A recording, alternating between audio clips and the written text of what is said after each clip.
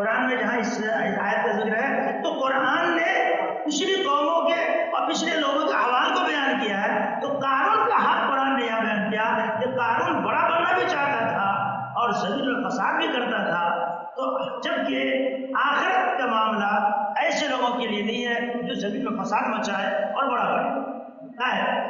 تو اس طرح مجھے تکبر اور بڑائی یہ اللہ تبارک تعالیٰ کے ہاں بہت ہی ناپسندیدہ امر ہے. اسی کبریائی، اسی بڑائی نے اور اسی تکبر نے شیطان کو بھی رسوا کیا ہے، اور جو اس کو اپنائے گا وہ انسان اللہ کا رسوا ضرور ہوگا.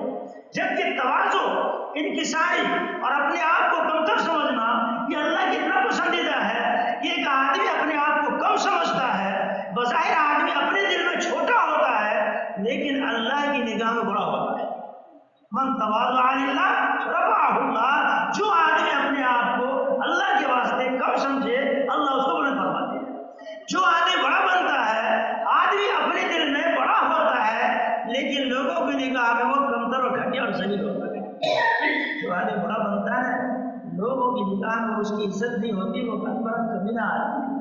چاہتے ہیں تو کرسی وہ بیٹھا رہتا ہے، بیٹھنے تک کی بھی نہیں کھاتا ہے، جگہ بھی نہیں دیتا ہے، اتنا بڑا بنتا. تو آدمی بظاہر بڑا سمجھنے والا اپنے آپ کو بڑا سمجھتا ہے لیکن لوگوں کی نگاہ میں وہ ذلیل ہوتا ہے. اور جو آدمی اپنے کو کم سمجھتا ہے، اپنے دل میں اپنے آپ کو چھوٹا سمجھ رہا ہے لیکن لوگوں کی دلوں میں اس کی عظمت ہوتی ہے، اس کی قدر ہوتی ہے اور اس کا ادب احترام ہوتا ہے.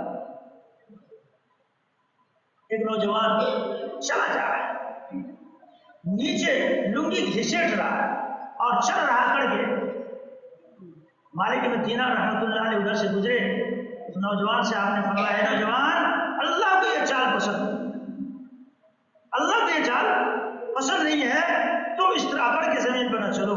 اس نوجوان کو یہ بات پسند نہیں آئی اور ان کو اپنے بڑا پن کی وجہ سے برا لگا. کہنے لگا، میاں صاحب مجھے پہچانتے نہیں، مجھے جانتے نہیں. کہا ہاں اچھی طرح پہچانتا ہوں. تمہاری حقیقت کیا ہے؟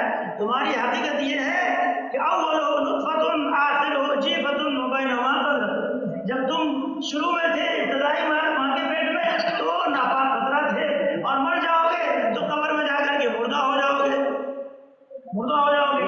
اور دونوں کے درمیان جو تمہاری زندگی ہے اس میں غور کرو تو پیٹ میں گندگی لے کر دیکھ رہے ہو، اس سے زیادہ تمہاری کیا حقیقت. اچھی طرح اس نوجوان کو حضرت نے حقیقت سمجھا دی. یہی مالک مدینہ رحمۃ اللہ علیہ ہے، فرماتے ہیں بڑے پائے کے بزرگ گزرے. ان کا واقعہ حضرت شیخ مولانا ذکر رحمۃ اللہ علیہ نے فضائل ستار میں نقل فرمایا. مالک مدینہ رحمۃ اللہ علیہ کے واقعات کو حضرت نے بیان پر، بڑے پائے کے محدث بھی ہیں اور بڑے پائے کے بزرگ بھی ہیں، اللہ کے ولی ہیں. ان کے واقعات حضرت نے فضائل صدقات میں ذکر کیا ہے. تو مالک مدینہ رحمۃ اللہ علیہ مسجد میں تشریف فرماتے، ایک دن کہنے لگے، اگر کوئی آدمی مسجد کے گیٹ پر یہ آواز لگائے کہ تم میں جو سب سے زیادہ گنہگار ہے وہ مسجد سے نکل جائے تو مجھ سے زیادہ پہلے نکلنے والا، مجھ سے دوڑ کر کے باہر نکلنے والا کوئی نہیں ہوگا. اپنے آپ کو اس طرح سمجھ رہے ہیں کہ مجھ سے زیادہ بڑا گنہگار، مجھ سے زیادہ کوئی پہلے نکلنے والا. بزرگ کو جب اس کی خبر ملی تو کہنے لگے، ہاں اسی عاجزی اور اسی تواضع، اسی انکساری نے تو مالک کو مالک بنا دیا. اسی نے تو مالک کو مالک بنا دیا ہے کہ ان کے اندر تواضع انکساری ہے تو اللہ نے ان کو مقام بلند عطا فرمایا. اگر بڑا بنتے تو پھر مالک نہیں ہوتے.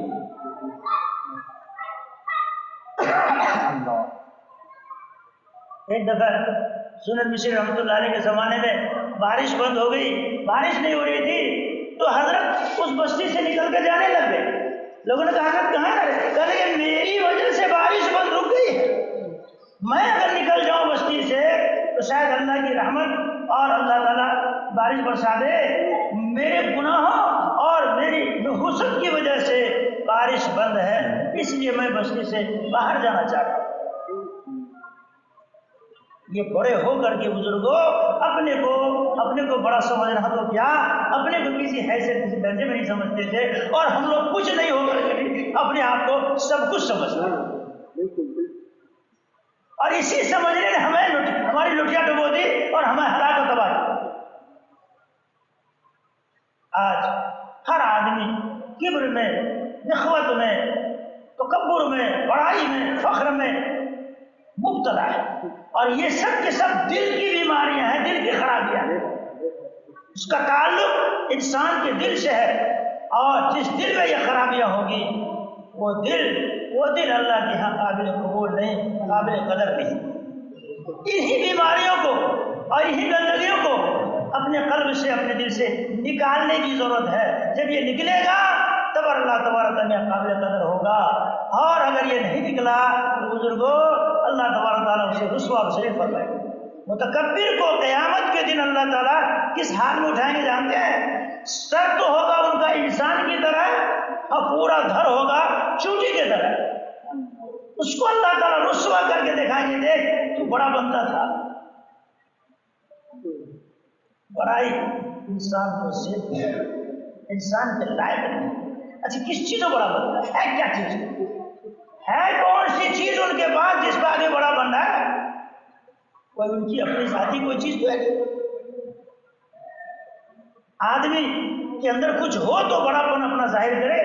آدمی تمام ہنر سے اور تمام جو صلاحیت سے خالی ہے۔ اللہ نے ہنر دیا ہے، اللہ نے ہنر دیا، یہ ان کی عطا ہے، ان کی دی ہوئی چیز ہے، ہمیں فخر کرنے کا کوئی حق نہیں۔ واللہ اخرجکم من بطون امہاتکم لا تعلمون شیئا، اللہ نے تم کو تمہاری ماں کے پیٹ سے نکالا اس حال میں کہ تم کچھ نہیں جانتے۔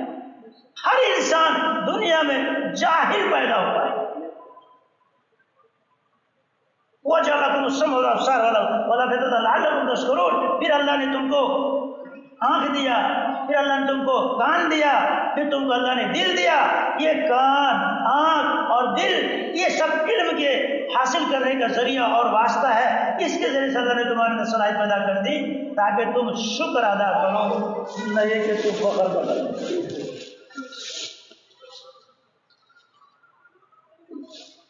جاہل پیدا ہوئے تھے، یہ ہنر آئے تھے دنیا میں۔ کوئی انسان ہنر لے کر کے، پھر اللہ نے ہنر اور صلاحیت اور علم کے حاصل کرنے کے اسباب اور ان کے ذرائع اور ان کے راستے ہمیں دکھائے، اور اللہ نے دیا یہ عقل جس کے ذریعے سے انسان اور علم اور ہنر اور صلاحیت اپنے اندر پیدا کرتا ہے۔ یہ کن کی دی ہوئی ہے؟ یہ عقل کسے دی؟ اسی دنیا میں بہت سے لوگ جی رہے ہیں جن کو اللہ نے عقل کی بڑی نعمت سے محروم رکھا۔ آج وہ شکل و صورت میں انسان تو دکھ رہا ہے، لیکن اپنے حرکت اور اپنے عمل اور اپنے فعل سے ان میں اور جانوروں میں کوئی فرق نہیں۔ اس لیے کہ اللہ نے جو بنیادی چیز تھی عقل وہ ان سے سلب کر لی، ان سے لے لیا، تو انسان میں اور حیوان میں، جانوروں میں کوئی فرق آ گیا۔ یہ اللہ کی دی ہوئی نعمت ہے ان کو، اور اللہ جب نعمت دے اس پر شکر ادا کرنا چاہیے، نہ کہ فخر کرنا چاہیے۔ میں سمجھتا ہوں کہ لعلکم تشکرون، یہ آیت کا یہ حصہ یہ بتا رہا ہے کہ تم کو اللہ نے جو نعمتیں دی اور تمہارے اندر جو صلاحیت آئی، اس صلاحیت پر اور اس نعمت پر تم کو شکر ادا کرنا چاہیے، نہ کہ تم کو بڑا بن کر کے دوسرے کے مقابلے فخر کرنا چاہیے۔ بات دوسری طرف نکل گئی۔ میں یہ کہہ رہا تھا کہ بندے تو سبھی ہیں، اور بندگی سے کسی کو انکار کرنے کی گنجائش بھی نہیں ہے۔ پھر اللہ نے انسان کو کمزور بھی بنایا۔ واللہ خلقکم من ضعف ثم جعل من بعد ضعف قوة ثم جعل من بعد قوة ضعفا وشيبا، اللہ نے تم کو کمزور سے پیدا کیا، اور پھر اللہ نے کچھ طاقت دی، کچھ قوت دی، مگر یہ قوت بھی عجیب ہے، ہمیشہ رہنے والی نہیں ہے۔ انسان کو اللہ نے قوت دی، مگر یہ قوت باقی ہمیشہ نہیں رہے گی، بلکہ ہمیشہ کیا، آدمی کے پیٹ میں ذرا سا درد ہو جائے ساری قوت ختم ہو جاتی ہے، آدمی بیمار پڑ جائے تو آدمی کی قوت ختم ہو جاتی ہے۔ کتنے ہی بڑا پہلوان کیوں نہ ہو، کبھی نہ کبھی تو بخار آئے گا، کبھی نہ کبھی تو پیٹ جھڑے گا، کبھی نہ کبھی اس کے سر میں درد ہوگا۔ جب بیماری لاحق ہو جاتی ہے تو آپ کیا کہتے ہیں؟ بہت کمزوری لگ رہی ہے، بولتے ہی نہیں بولتے آپ لوگ؟ اس کا مطلب ہے کہ یہ قوت بھی ہمیشہ باقی، یہ قوت بھی انسان کی بہت عارضی ہے اور بہت معمولی وقت کے لیے ہے۔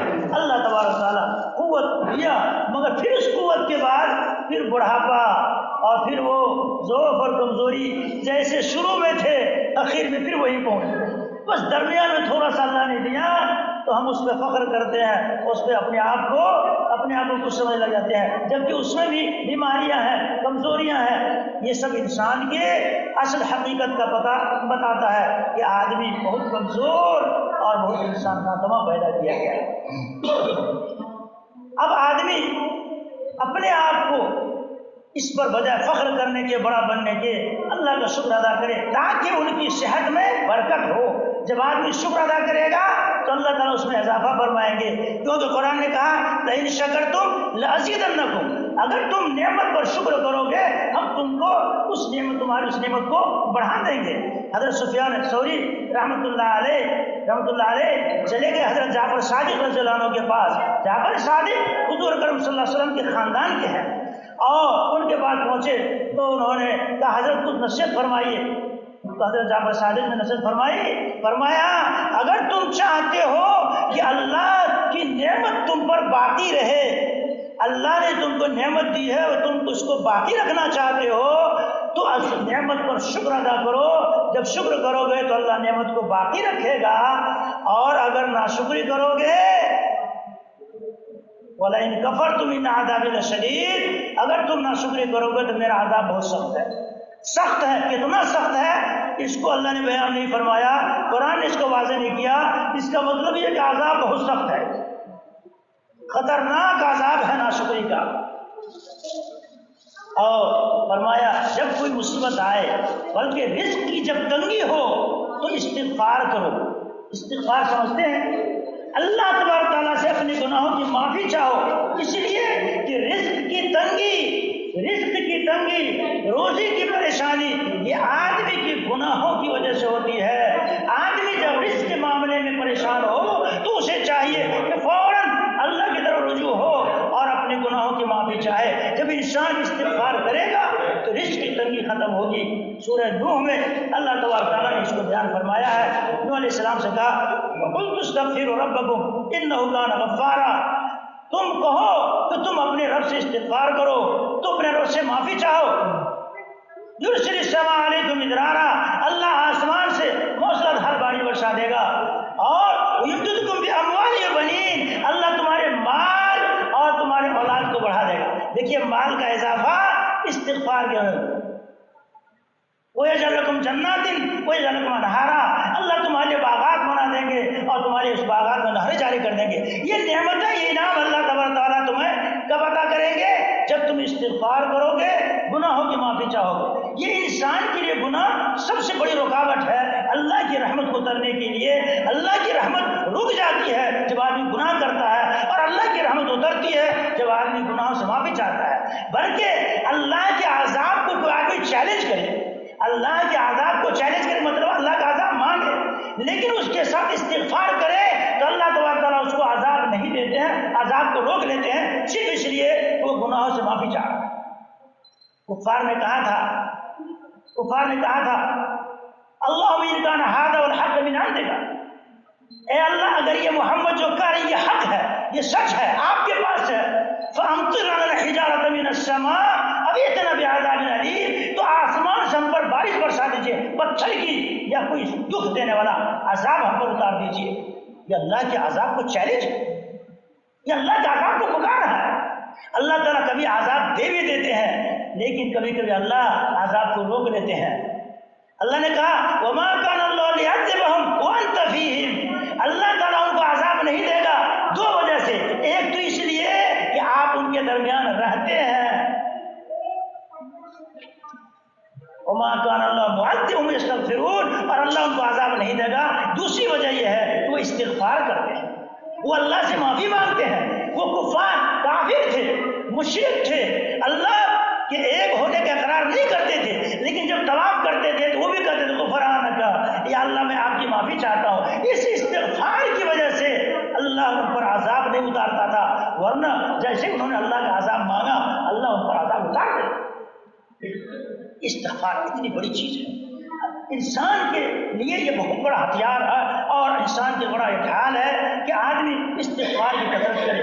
علامہ رومی نے فرمایا غم چوبینی زود استغفار کن، غم بامر خالق آمد کار کن، جب تم پر کوئی غم ہو، جب تم پر کوئی مصیبت ہو تو استغفار کرو، اس لیے کہ یہ غم اپنے سے نہیں آیا ہے، یہ مصیبت خود نہیں آئی ہے، یہ اس کو کسی بھیجنے والے نے بھیجا ہے، اور وہ بھیجنے والا کون ہے؟ پروردگار عالم ہے۔ لہذا جب غم تم پر آئے، مصیبت آئے، استغفار کرو، اس لیے کہ یہ غم آج خود نہیں آیا ہے بلکہ یہ اللہ کے حکم سے آیا ہے۔ جب اللہ کے حکم سے آیا ہے تو کام کرو، اور کام یہی ہے کہ اللہ کے سامنے اپنے گناہوں کی معافی چاہو۔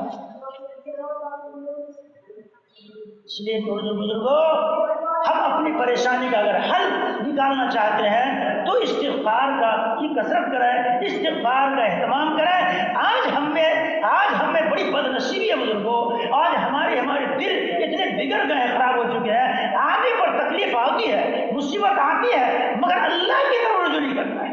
گھر میں آپریشن کا معاملہ ہے، گھر میں بے چینی ہے، پریشانیاں ہیں، علماء سے کہیں گے، امام صاحب سے کہیں گے پانی پڑھ دو، امام سے کہیں گے دعا کر دو، بزرگوں سے کہیں گے، مگر خود سر جھکانے کے لیے تیار ہے۔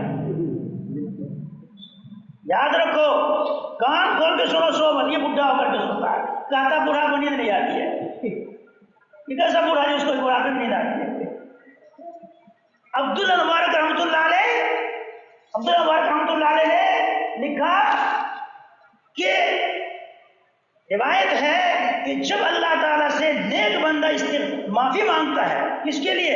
دوسروں کے لیے، دوسرے کے حق میں جب اللہ کے نیک بندے دعا کرتے ہیں، جانتے اللہ کیا کہتے ہیں؟ اے میرے بندے تو اپنے لیے مانگ، میں تم کو دوں گا، تم اپنے لیے مجھ سے سوال کر، میں تیرا سوال پورا کروں گا، تم ان کے لیے مت مانگو۔ کیوں؟ اس لیے کہ انہوں نے مجھے ناراض کر رکھا ہے۔ کہتے علماء سے دعا کرائے، اللہ کے ولیوں اور نیک بندوں سے ہم نے دعا کرائی، دعا قبول نہیں ہوئی، دعا قبول ہونے کی اسباب، ان کے ذرائع کو اختیار کرو۔ اللہ تو منع کر رہا ہے، بلکہ بہت دفعہ ایسا ہوتا ہے کہ کبھی اگر ظالم کے لیے دعا ہو گئی تو دعا کرنے والی بھی لٹیا ڈوب ہو جاتی ہے۔ بہت دفعہ ایسا ہوتا ہے، ایک آدمی کہتا ہے حضرت مجھ پر کیس ہو گیا، مقدمہ ہو گیا، اور میں جو ہے بہت لاچار ہوں، مجبور ہوں، میری دعا کیجیے۔ دعا ہوئی، اب یہ دعا کرنے والی مار کھا گئی، پتہ ہی چلا خود ہی ظالم تھا، خود ہی بےمان تھا۔ تو ایسے آدمی کے لیے دعا کرنے والا بھی اللہ کے خبردار ہے۔ آپ سمجھتے ہیں ہم دعا کرائے، مولانا صاحب سے قبول نہیں ہوئی، مولانا صاحب کی چرمڑی کی طرف چکر جاتے ہیں، ہماری دعا قبول نہیں ہوئی، عزت ہماری چلی گئی، کیونکہ ارے بابا عزت جاتی تھی کہاں ہے ہی کہاں جو جائے گی؟ جائے گی جب رہے تب تو۔ قل فللہ العزت ولرسولہ، عزت اللہ اور کے رسول، وللمؤمنین، اہل ایمان کی عزت کوئی چیز نہیں ہے۔ جب اللہ ایمان پر خاتمہ کر دے تو عزت ہی عزت ہے، اور اگر اس کے خلاف ہو گیا تو کیا کرو گے؟ دھو کر کے اس عزت کو لے کے کیا کرو گے؟ کہاں لے کے جاؤ گے؟ جہنم کا فیصلہ ہو جائے کسی آدمی کے لیے تو اس دنیا کی عزت کو لے کے کیا کرے گا؟ ارے سمادھی پہ جا کے پھول چڑھاتے ہو، قبر پہ جا کر کے جو ہے مالا چڑھاتے ہو، کیا ملے گا اوپر کے مالا اور اوپر کے یہ کالا اور اوپر کے یہ کیا کہتے ہیں ہار سے، جبکہ اندر آگ جل رہی ہے۔ اوپر کے پانی چڑھانے سے اور گلاب جل چھڑکنے سے کیا ملے گا؟ اندر آگ نہ ہو، اندر گلاب جلو، تب تو میرا کام بنے گا۔ اور اندر کی آگ کو ختم کرنے کے لیے ایمان کی ضرورت ہے، استغفار کی ضرورت ہے، اپنے آپ کو پاک کرنے کی ضرورت ہے۔ اس لیے بزرگوں، یہ دنیاوی چاہو جلال، دنیاوی عزت اور دنیاوی وقار، اس کی کوئی حیثیت نہیں ہے، اور اس سے ہمارا آخرت کا کچھ بننے ہونے والا نہیں ہے۔ انسان اپنی حیثیت کو پہچانے، اپنے آپ کو پہچانے، تو کبھی کبھی دوسرے کے حق میں دعا کرنا بھی آدمی کے لیے مشکل پڑ جاتا ہے۔ اگر کوئی مقدمہ کا صحیح بات بتا دو، اگر کوئی مقدمہ کی دعا کراتا ہے تو میں سیدھا نہیں کہتا یا اللہ اس کو کامیاب کر دوں، یا اللہ اگر حق پر ہے تب تو ٹھیک ہے، اور نہیں تو جان تیرا کام، تیرا بندہ یا غلام، میں نہیں جانتا، مجھے کیا پتا کیا ہے۔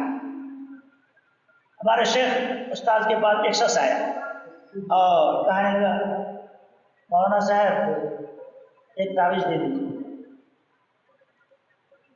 کیا ہوا؟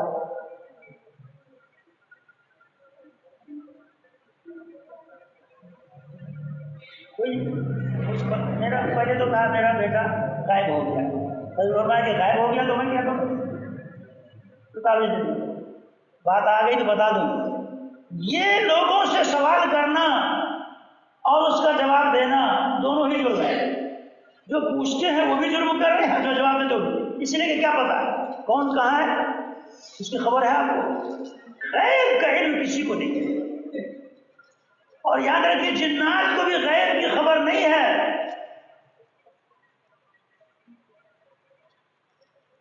فلما خر تبين الجن اللہ کان الغیب ما لبثوا في العذاب المهين کہ حضرت سلیمان علیہ السلام کے زمانے میں جنات کام کر رہے تھے، سلیمان علیہ السلام نگرانی فرما رہے تھے اور اپنی لاٹھی کا سہارا لے کر کے جنات کی نگرانی کرتے رہے۔ حضرت کی روح نکل گئی مگر حضرت یوں ہی اسی پر ٹیک لگائے رہے، جنات کام کرتے رہے، اور جب وہ لاٹھی کو گھون نے کیڑا نے کھا لیا اور لاٹھی جب گر گئی تو حضرت کے جسم جو ہے لڑک گیا۔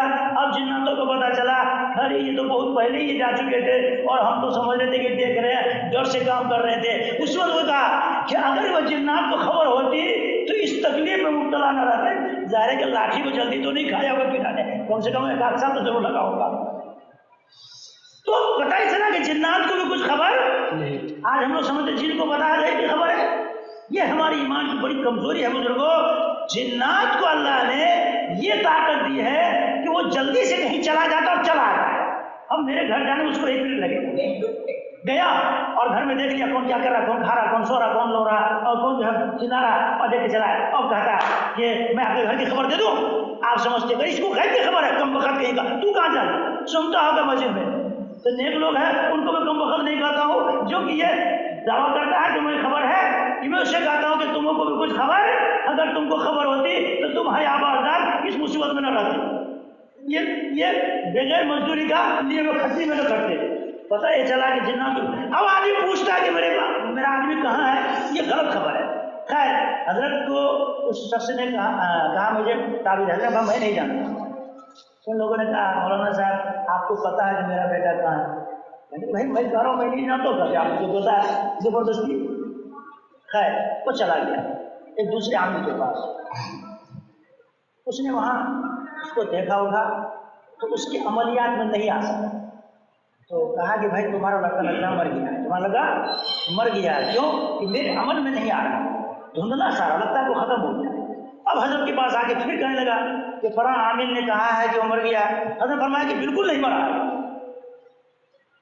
وہ آدمی کیا کہتا جانتے ہیں، دیکھو مولانا صاحب کو پتا ہے کہ نہیں مرا ہے تبھی نہ کہہ رہے ہیں۔ ارے بابا جیسے ہم یہ کہہ رہے نہیں مرا ایسے ہم یہ بھی تو کہہ رہے ہیں ہم کو پتا نہیں ہے، مگر اس کو چھوڑ دیا، سمت نہیں آتا تو مولانا صاحب تعویذ دے دی۔ خیر وہ مان کے نہیں دیا، حضرت جان کے بھگا چلا گیا۔ کچھ دنوں کے بعد پھر آیا دوبارہ اور کہنے لگا حضرت ایک تعویذ دے دیجیے۔ کیا ہوا بھائی؟ میرا لڑکا جیل میں کہاں ہے؟ چاہ تعویذ دے دے اس کو۔ پھر پوچھا کیوں جیل میں ہے؟ اب سننے کو وہی تو مجھے سنا، کہنے لگا جس آدمی نے میرے گھر پر شہر کیا تھا اس آدمی کو میرے بیٹے نے قتل کر دیا۔ اس میں سے پکڑا اتنا چلا رہا انسان ڈانٹا کم وقت نہیں کا، اس کے کیا ثبوت ہے، اس کی کیا دلیل، اس نے جادو کیا ہے؟ بغیر کسی ثبوت کے اس آدمی کو قتل کر دیا اور اس وجہ سے وہ جیل میں گیا۔ حضرت فرمایا جا تیرا بیٹا بھی جیل میں سڑتا رہے گا اور تو بھی مرتا رہا، میرے پاس سے بھاگ۔ فرمایا اللہ جانے کہاں گیا نہیں گیا، اور ہم لوگ ہوتا ہے بیچارا اللہ جلدی سے جیل سے اس کو رہائی دے دیجیے، جلدی سے چھٹکارا دے دیجیے، شروع کر دیتے ہیں ہم لوگ، یہ نہیں پوچھتے کہ جیل گیا کیوں۔ خیر بات دوسری طرف نکلتی چلی جا رہی ہے۔ میں بتا رہا تھا کہ انسان کمزور بنایا گیا ہے اور انسان کو فقط بندہ ہے، یہ بندگی اس کو، مگر سارے بندے اللہ کے برابر، سارے بندے اللہ کے برابر نہیں ہیں۔ بعض بندے اللہ کے محبوب ہیں اور بعض بندے اللہ کے یہاں ناپسندیدہ ہیں۔ قرآن نے دونوں طرح کے بندوں کے حال اور احوال کو بیان فرمایا ہے تاکہ انسان اپنے آپ کو اس میں شامل کرے جو اللہ کو پسند ہے اور اس سے نکالے جو اللہ کو ناپسند ہے۔ ان صفات کو، ان اعمال کو قرآن نے جگہ جگہ بیان فرمایا ہے۔ اس میں بتا دو خاندان کو نہیں بیان کیا، نسل کو بیان نہیں کیا، کالے گورے کو نہیں بیان، اس لیے کہ یہ چیزیں انسان کے اختیار میں، غیر اختیاری چیزوں پر اللہ نے پسند اور ناپسند کو نہیں رکھا، بلکہ ایسے اعمال پر رکھا جو انسان کے اختیار میں۔ بہت سے بندے اللہ کے دنیا سے جاتے ہیں تو زمین آسمان اس کے اوپر روتا ہے، اس کے غم میں آنسو بہاتا ہے، فرشتوں کی دنیا میں ہلچل مچتی ہے، اور بہت سے بندے چلے جاتے ہیں اس کے بارے میں نہ کسی کو غم ہوتا ہے نہ کسی کو غم فکر ہوتی ہے۔ قرآن کا فما بکت علیہم السماء والارض، وہ مر گیا، اس پر نہ آسمان رویا نہ اس پر زمین روئی، کوئی کسی کو آنسو نہیں نکلا، اس لیے کہ اس نے اپنے آپ کو انسانیت کے لیے کوئی نفع بخش انسان نہیں بنایا، انسان اور مخلوق کے لیے اس نے اپنے آپ کو تیار نہیں کیا، نتیجہ یہ ہوا کہ کوئی انسان اس کے لیے نہیں ہوتا ہے۔ بہت سے لوگ ہوتے ہیں ایسے جن پر صرف ایک ان کے گھر کے فرد روتے ہیں کیونکہ گھر کے لوگوں کا کام کیا ہے، کچھ لوگ وہ ہوتے ہیں جن کے ذرا خاندان کے لوگ روتے ہیں اس لیے خاندان والوں نے کام کیا، کچھ لوگ وہ ہوتے ہیں جن کے لیے بستی والے روتے ہیں شاید بستی والوں نے کام کیا، کچھ لوگ ہوتے ہیں جن کے پنچایت روتا ہے کیونکہ وہ پنچایت کے لیے کام کیا، کچھ لوگ ہوتے ہیں ڈسٹرکٹ لیول پر ضلع والے روتے ہیں کہ ضلع لیول پر کام کیا۔ بزرگوں، کچھ لوگ وہ ہوتے ہیں جن کے لیے پورا عالم روتا ہے، پوری دنیا ان پر افسوس کرتی ہے۔ آج ہمارے درمیان سے ایک عظیم ہستی، ایک عظیم شخصیت استری کی طرح کی تھی جن پر جتنا رویا جائے کم ہے، جتنا آنسو بہایا جائے کم ہے۔ موت العالم، موت العالم، ایک عالم کا دنیا سے چلا جانا ایک عالم کا نام پیدا۔ ایک عالم اکیلے نہیں جاتا ہے، ایک عالم اکیلا نہیں گیا بلکہ ایک عالم کو، ایک دنیا کو وہ روتا ہوا، بلکتا ہوا، سسکتا ہوا اور یتیم بنا کے چلا۔ ارے ایک آدمی کا باپ مر گیا تو کون روئے گا؟ اس کے بچے روئیں گے کیونکہ بچے کے لیے سہارا تھا، ان کی بیٹیاں روئیں گی، بیٹیوں کے سہارا تھے وہ، اور ان کی بیوی روئے گی اس لیے کہ بیوی کو کما کے کھلاتا تھا۔ اس سے زیادہ ان کی کوئی حیثیت نہیں تھی، اس سے زیادہ وہ نفع بخش نہیں تھے۔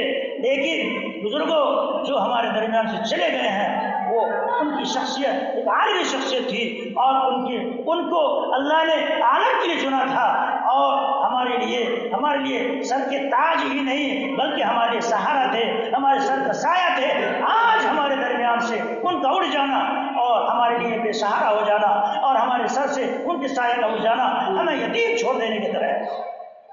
وہ ایک شخص نہیں گیا، ایک قوم، ایک امت، ایک جماعت سمجھے چلی گئی۔ وہ ایک گھر نہیں، وہ ایک سے ایک کھوٹا نہیں، پوری بلڈنگ گر گئی۔ آج ہماری آواز کو اور ہمارے درد کو، ہمارے دکھ کو اور ہماری پریشانی کو سننے والا، سمجھنے والا اور اس کا حل پیش کرنے والا اب درمیان میں نہیں رہا۔ امت کے لیے، قوم کے لیے، خاص طور سے ہمارے بہار کے لوگوں کے لیے ایک عظیم نعمت تھی، ایک عظیم دولت تھی، ایک اللہ نے ان کو قوم کی اور لوگوں کی رہنمائی کے لیے اور ان کی خدمت کے اللہ نے چنا تھا، اور اپنی زندگی کو انہوں نے قوم کے لیے، ملت کے لیے اور انسانوں کے لیے اور خاص طور سے اہل ایمان کے لیے انہوں نے صرف کر دیا۔ جگہ جگہ پر، موقع پر قوم کی رہنمائی کرنا، قوم کی قیادت کرنا، قوم کو راستہ دکھانا۔ اب کون ہمیں اس کی رہبری کرے گا؟ کون ہمیں راستہ دکھائے گا؟ اس لیے بزرگوں، ان پر جتنا بھی غم کیا جائے، افسوس کیا جائے، یہ کم ہوگا۔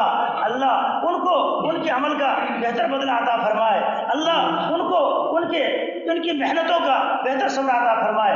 ہم لوگ ان کے لیے کیا کر سکتے ہیں؟ اس سے زیادہ کہ ہم اللہ کی بارگاہ میں ان کے درجات کو بلند ہونے کی دعائیں کریں، ان کے لیے اثار ثواب کریں، اور ان کے لیے اور ان کے پسماندگان کے لیے جو ان کے اہل خاندان ہیں، جو ان کے اہل ہیں، بلکہ کہا جائے تو سبھی تو ان کے خاندان ہی ہیں، سبھی ان سے جڑے ہوئے ہیں، چاہے دل کے لائن سے ہو یا جسم کے لائن سے ہو، بہرحال ہر ایک کا تعلق ان سے تھا۔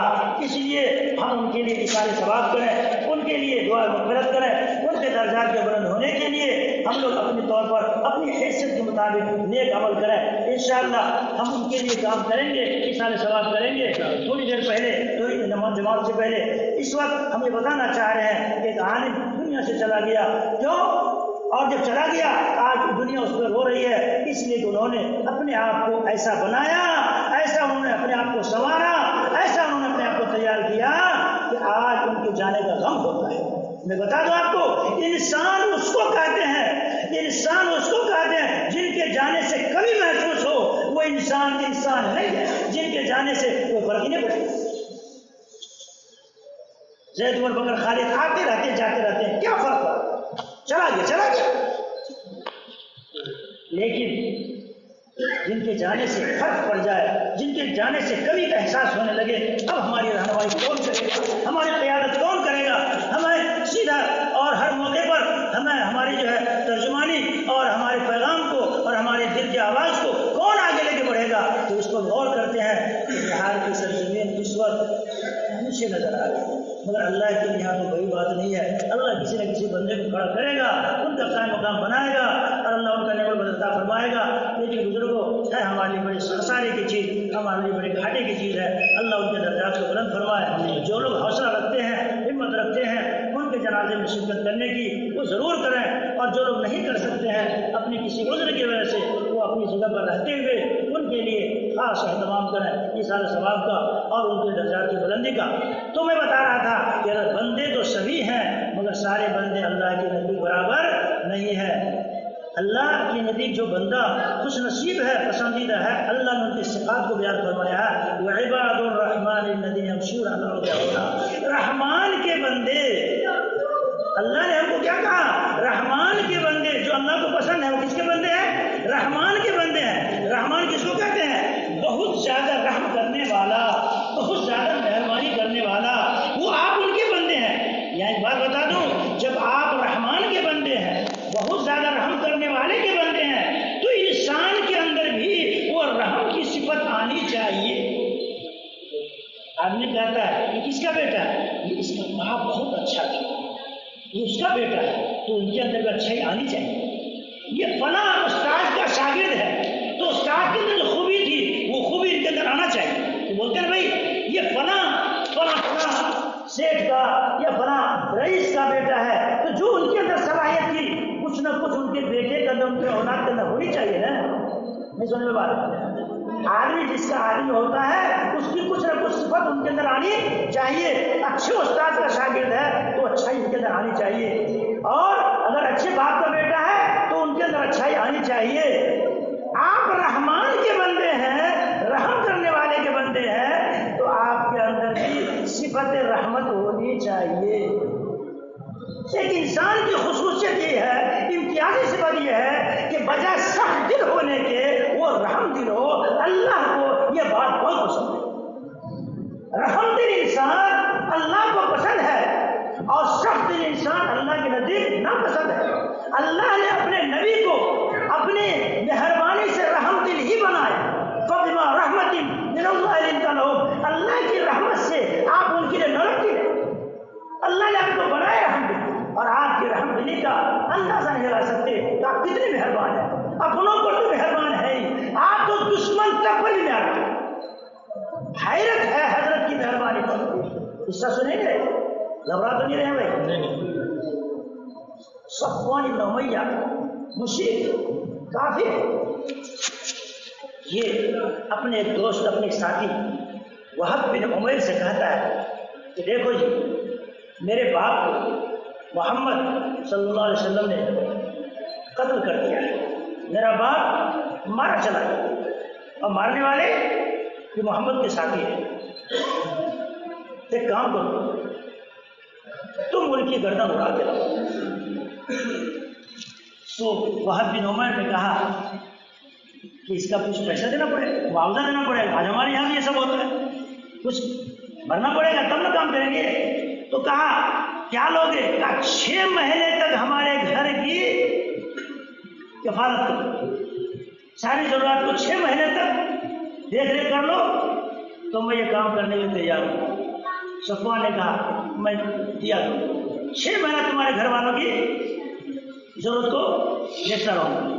وہب بن عمیر ایک تلوار ایک چھری اور اس کو زہر میں بجھایا۔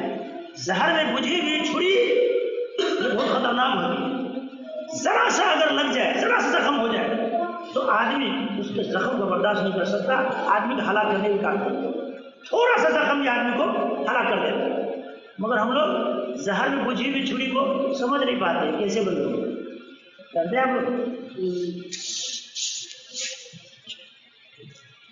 لوہار کے یہاں جو ہم لوگ کچیا اور کھرپی دھار کرتے ہیں، دھار کرنے والے وہ لوہار اس کھرپی کو کہاں ڈالتا ہے؟ آگ سے نکالنے کے بعد پانی میں ڈالتا ہے تاکہ وہ دھار کیا ہو جائے؟ مضبوط ہو جائے۔ اب بولتے ہیں پانی چڑھانا، پانی چڑھا دے گا تو وہ دھار ٹکے گا۔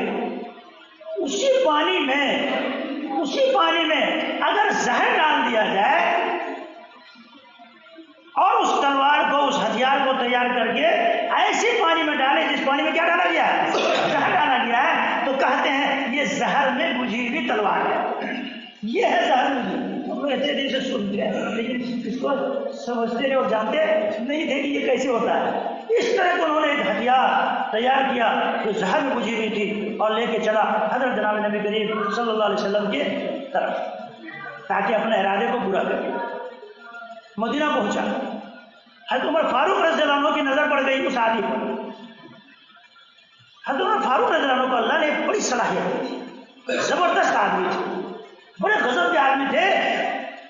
حضرت نے ان کی آنکھ کو دیکھا، وہ حضرت عمر، اور آنکھ کو دیکھ کے کہتے ہیں کہ اس آدمی کی آنکھ سے خون نکل رہا ہے، اس آدمی کا ارادہ خطرناک معلوم ہوتا ہے، دیکھو ان کو کبھی بھی حضرت کے پاس جانے مت دینا، تنہائی میں اکیلے میں حضرت سے کو ملنے لگنا، مجھے ان کی آنکھ میں خون نظر آ رہا ہے۔ یہ سب کا کمال ہے، کس طرح انہوں نے اس کو پرکھا سمجھا اور صحیح سمجھا۔ اب صحابہ رک گئے، ان کو جانے نہیں دیتے ہیں، وہ کہتا مجھے ملنے دو، صحابہ بالکل نہیں ملنے دو گا۔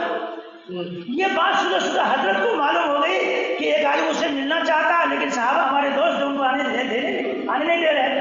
حضرت فرمایا آنے دو ان کو، کیا فرمایا؟ ارے آنے دو۔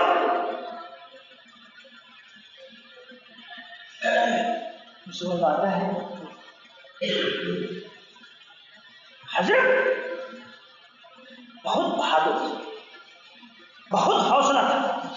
میدان جنگ میں وہاں کھڑے ہوتے تھے جہاں بڑے بڑے بہادر کبھی ٹانگ نہیں ٹکی، جہاں بڑے بڑے بہادروں کے پیر ہی، حضرت وہاں کھڑے ہوتے۔ حضرت کی شجاعت اور بہادری کے واقعات حدیث کتاب ملتا ہے۔ ان کی بہادری، ان کی دل کی مضبوطی بتاؤ۔ جب آپ سفر شروع کیے ہیں ہجرت کا، مکہ سے نکلے ہیں،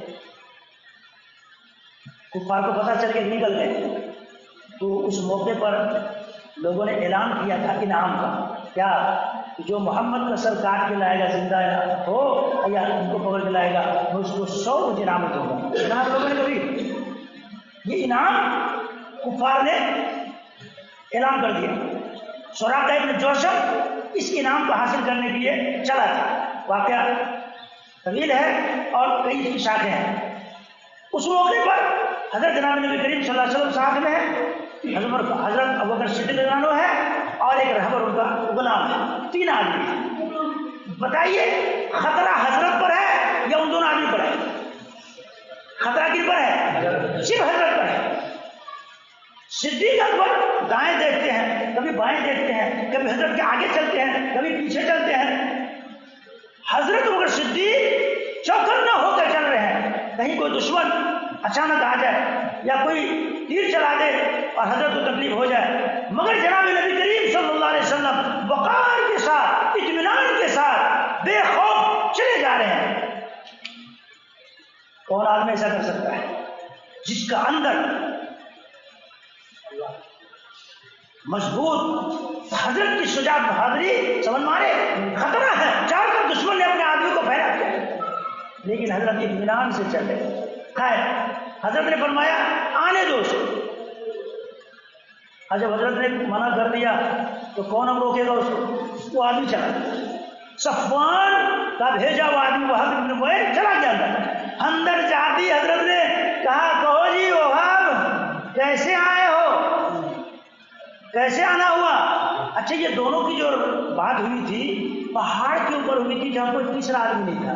فرمایا حضرت نے وہ جو تم دونوں جو پہاڑ کے پیچھے چھپ کر کے بات کیے تھے وہ کون سی بات تھی؟ اس کا دماغ یا اللہ تو نہیں کہے گا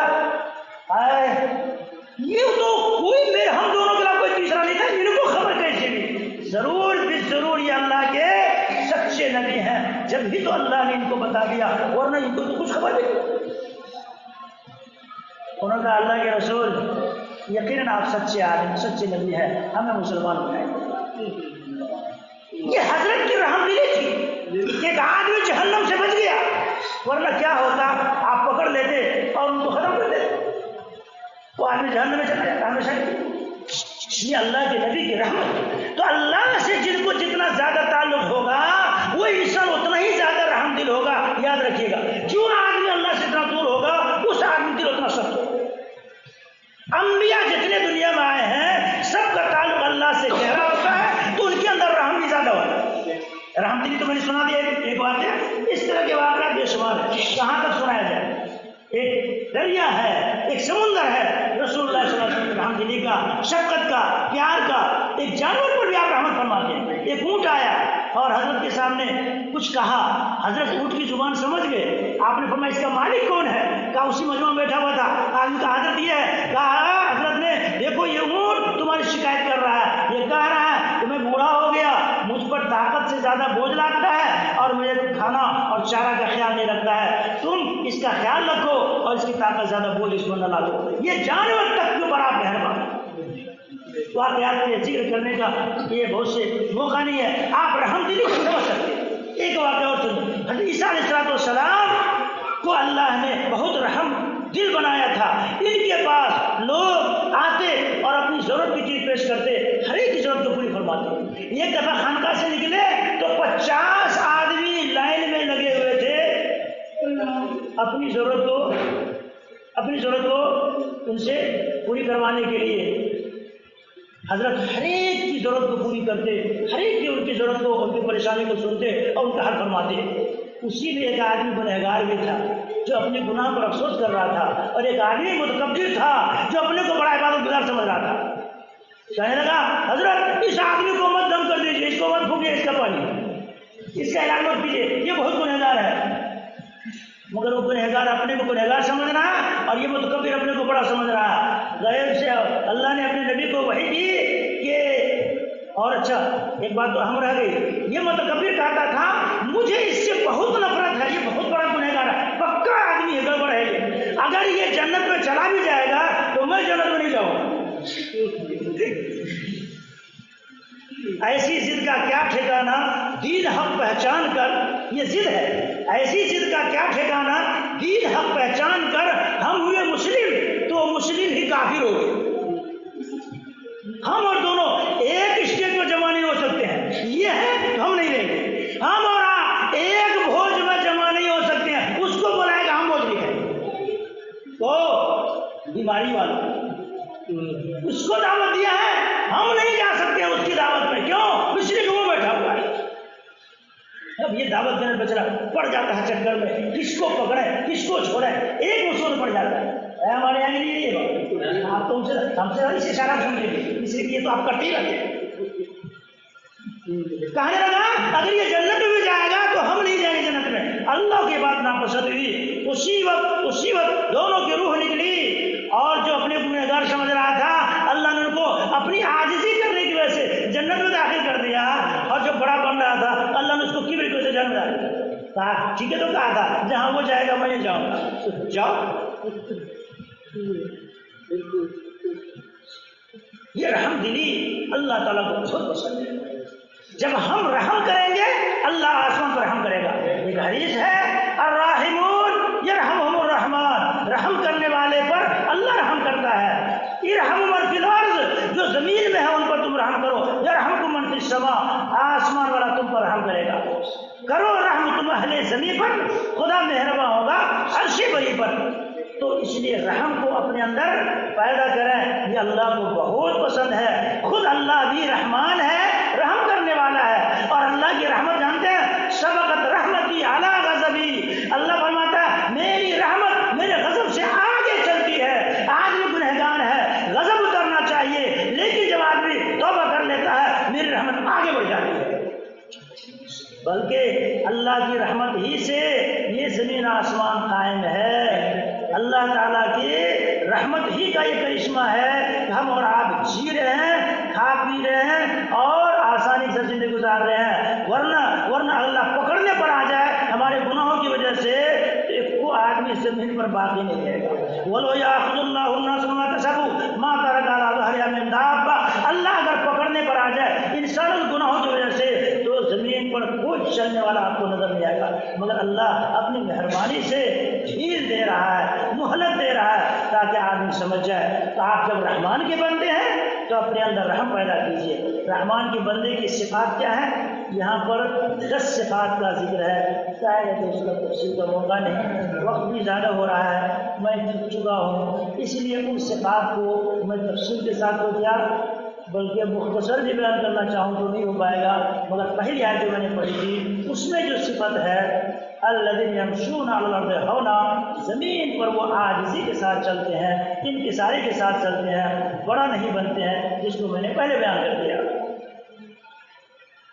وَإِذَا خَاطَبَهُمُ الْجَاهِلُونَ قَالُوا سَلَامًا، اور جب جاہل اس سے الجھتا ہے تو اس سے لڑتے نہیں ہیں، ان سے جھگڑتے نہیں ہیں، ان سے الجھتے نہیں ہیں، بلکہ سلام کہہ کر کے گزر جاتے ہیں۔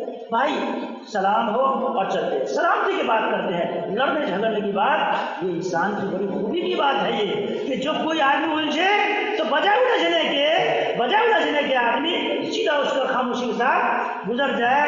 یہ بھی کہتے ہیں علماء کہ جواب جاہلہ خوب خاموشی، جاہل کا جواب چپ رہنے میں ہے، بجائے اس کو الجھا جائے، اس سے لڑا جائے، ان کو چھوڑ کر آدمی گزر جائے، یہ اللہ کے یہاں اچھی صفت ہے۔ مگر ہم لوگ جانتے ہیں اگر جواب نہیں دیں گے، اگر جواب نہیں دیے یہ اور سر چڑھے گا، یہ اور تنگ کرے گا، اس لیے ان کو جواب دینا چاہیے، ان کو اب کی بار ان کا مزہ چکھانا چاہیے۔